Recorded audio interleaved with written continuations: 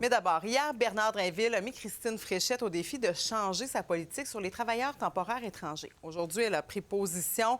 Elle va vraiment à contre-courant de la ligne du parti. Christine Fréchette propose de réactiver le PEC, le programme de l'expérience québécoise, si elle devient première ministre en avril, et même d'ajouter une clause grand-père.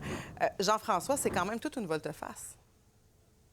Oui, le genre de nouvelles là, qui change l'allure d'une journée, je te dirais. Surtout qu'elle a annoncé ça sur la plateforme X au début de la période de questions, peu après 14 heures. Donc, ça a pris un peu tout le monde par surprise, évidemment. Elle dit qu'elle a rencontré plusieurs intervenants du milieu, des travailleurs, des étudiants, des employeurs et qu'il y a de l'incertitude. Elle a décidé donc que la seule façon d'avoir vraiment un droit acquis, c'était de rouvrir le PEC, ce qu'elle propose donc pour une période de 2 ans afin d'accorder une clause de droit acquis à ceux et celles qui étaient au Québec au moment de la fermeture du PEC en novembre dernier. Et également, elle va réduire du même nombre les invitations du programme de sélection des travailleurs qualifiés, le nouveau programme qui a été créé par le ministre Roberge. Elle attaque également Bernard Drinville en disant qu'il promet une fausse clause grand-père puisqu'il retient seulement les personnes admissibles dans certains secteurs de l'économie. Les réactions sont nombreuses, à commencer par le candidat Bernard Drinville.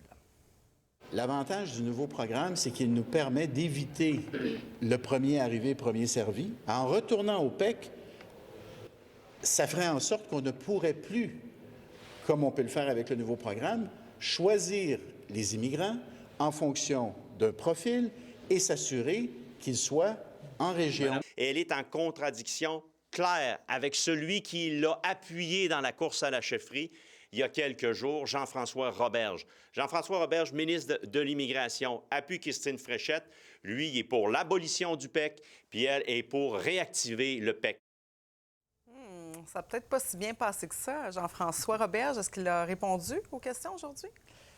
Non, en fait, déjà ce matin, il évitait de répondre aux journalistes et après que ça a été publié, là aussi, il s'est un peu sauvé dans les corridors du Parlement. On peut écouter ce qu'il avait à dire à mes collègues. Les courses à la chefferie amènent une sorte de prise de position. C'est très bien qu'il y ait des débats et puis les gens vont... attention à vous. Les gens vont finir par trancher. Donc, ça promet pour demain sûrement plusieurs autres réactions à venir. À suivre. Merci Jean-François.